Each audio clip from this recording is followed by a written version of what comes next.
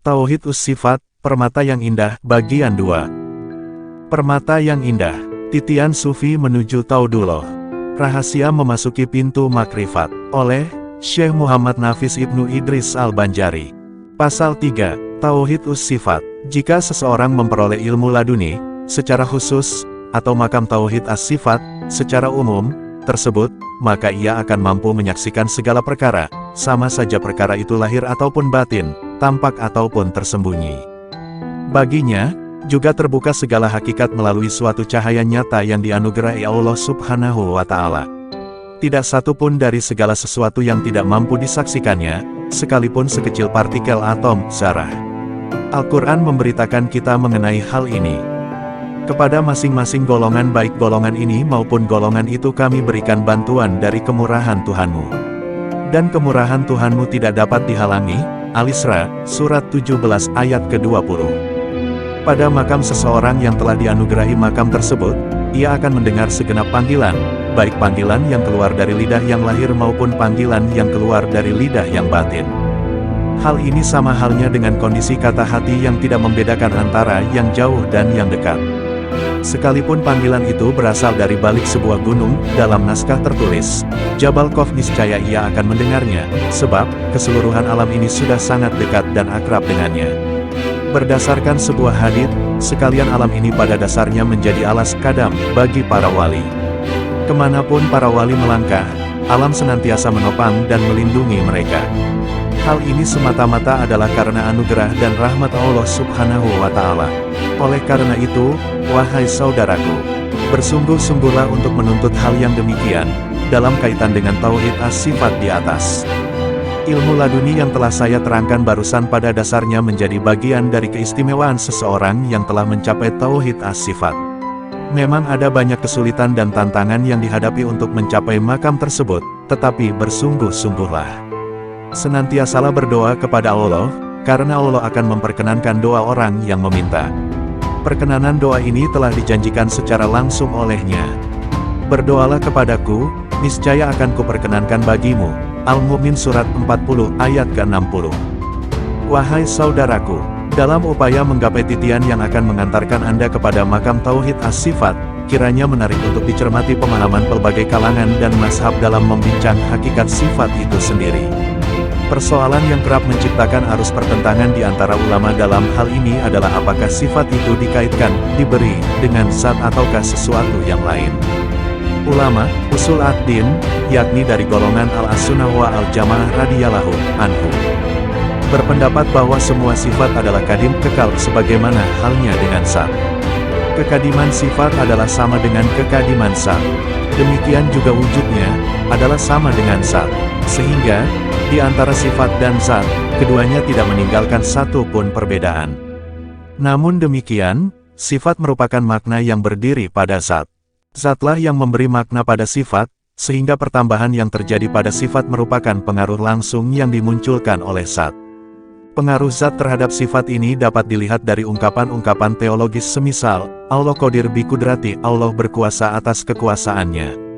Allah murid bi iradati, Allah berkehendak atas kehendaknya. Allah alim bi ilmi, Allah mengetahui dengan ilmunya. Allah ay bi ayati, Allah hidup dengan kehidupannya. Allah sami bisami, Allah mendengar dengan pendengarannya. Allah basir bi basri, Allah melihat dengan penglihatannya. Dan Allah mutakalim bi kalami, Allah berkata-kata dengan kalamnya. Sementara para sufi, ahli tasawuf, yakni orang-orang yang mengenal Allah, arifin bi Allah, berpandangan bahwa sifat tidak lain dan tidak bukan adalah diri yang disifati, mausuf itu sendiri, yakni diri zat. Akibatnya, sebagaimana halnya dengan zat yang disifati, sifat tidak mengalami penambahan. Itulah sebabnya, menurut para sufi, dikenal, sehingga kita semua harus mengakui, ungkapan-ungkapan seperti, Allah Qadir biati, Allah berkuasa atas zatnya. Allah murid biati, Allah berkehendak atas zatnya. Allah alim biati, Allah mengetahui atas zatnya. Allah sami biati, Allah mendengar atas zatnya. Allah basir biati, Allah melihat atas zatnya. Dan Allah mutakalim biati, Allah berkata-kata atas zatnya.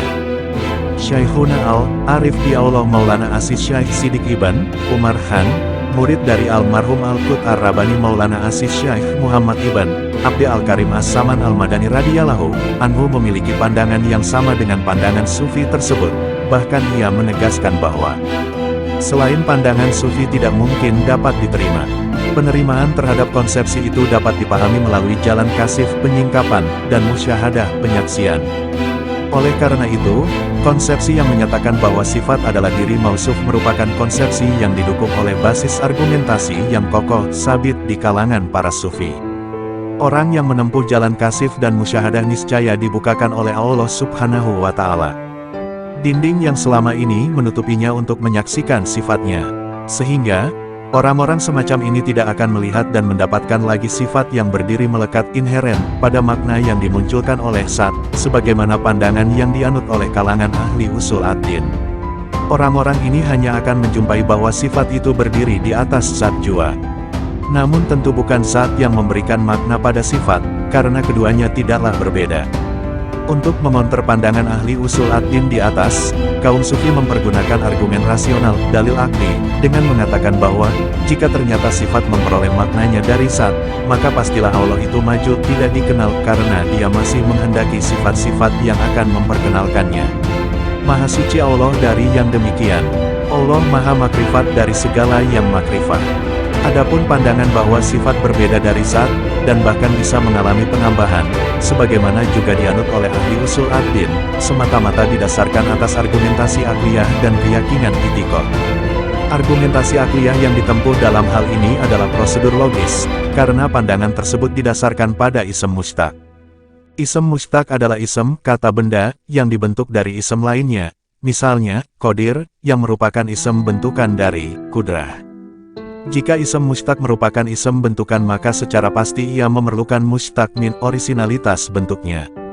Mustaq min dalam hal ini adalah mutlak dari isem masdar, yang merupakan asal-usul kata benda dalam bahasa Arab. Jadi, jika qadir sebagai isem mustaq merupakan isem fa'il pelaku, maka mustaq minnya yang tidak lain dari isem masdarnya adalah qudrah. Qudrah sebagai masdar menjadi sifat dalam hal ini, yang tentu, menurut mereka, harus dibedakan dari zat. Namun demikian, lanjut mereka, sifat tidak mempunyai wujud tertentu yang berdiri sendiri, melainkan hanya wujud zat. Jadi, kendati sifat berbeda dari zat, namun segala sesuatunya sifat sangat bergantung pada zat, termasuk misalnya dalam masalah kekadimannya. Pandangan ini secara jelas menunjukkan kekurang sempurnaan karena ia masih membedakan antara sifat dan zat. Padahal, jika mereka, yang menganut pandangan tersebut, mau melakukan musyahadah, niscaya mereka akan menemukan bahwa di antara keduanya pasti akan melebur menjadi satu. Di antara keduanya pada hakikat sama. Pandangan inilah yang dianut oleh para sufi, yang telah benar-benar menyaksikan kebenaran pendapat mereka. Dengan demikian, jika para pembeda tersebut juga mau menyaksikan, niscaya mereka akan menemukan bahwa apa yang selama ini mereka yakini ternyata keliru, dan apa yang selama ini memiliki kebenaran adalah pendapat para sufi. Kekeliruan dan kebenaran ini dapat diumpamakan dengan cerita seseorang mengenai sifat Hajar Aswad, batu hitam suci di Ka'bah di Makkah kepada seseorang yang berada di Jawa, yang belum pernah melihat secara langsung Hajar Aswad tersebut. Dikatakan kepada orang Jawa ini bahwa Hajar Aswad berwarna sangat hitam. Tanpa berpikir terlalu jauh, ia pun meyakininya, dengan membayangkan bahwa ada titik hitam yang melekat pada batu suci itu. Orang Jawa ini sebenarnya telah membayangkan Hajar Aswad dalam konteks fisiknya. Ia menempuh jalur ini, sebab akalnya semata tidak mampu membayangkannya tanpa melibatkan pembayangan fisik hitamnya tersebut. Maka, suatu ketika ia pergi ke Makkah, dan mendatangi Hajar Aswad dimaksud guna melihat langsung dan membuktikan kebenaran apa yang dibayangkannya selama ini tentang sifat Hajar Aswad tersebut. Ternyata, ia menemukan bahwa Hajar Aswad memang berwarna hitam, tetapi, ia bukanlah sebuah batu yang kemudian ada titik-titik hitam yang melekat padanya. Hajar Aswad adalah sebongkah batu yang kesemuanya berwarna hitam. Dengan demikian, pupuslah keyakinannya selama ini, sebab kehitaman Hajar Aswad yang merupakan sifatnya tersebut ternyata juga merupakan zatnya sendiri. Dengan kata lain, kehitaman Hajar Aswad di samping menjadi sifatnya juga menjadi zatnya.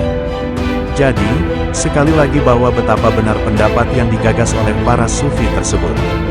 Namun, beberapa kalangan, khususnya Mu'tazilah, tampaknya mengajukan kritik keras terhadap pendapat sufi tersebut, sehingga di sini juga patut dicermati bagaimana respon ketidaksetujuan mereka.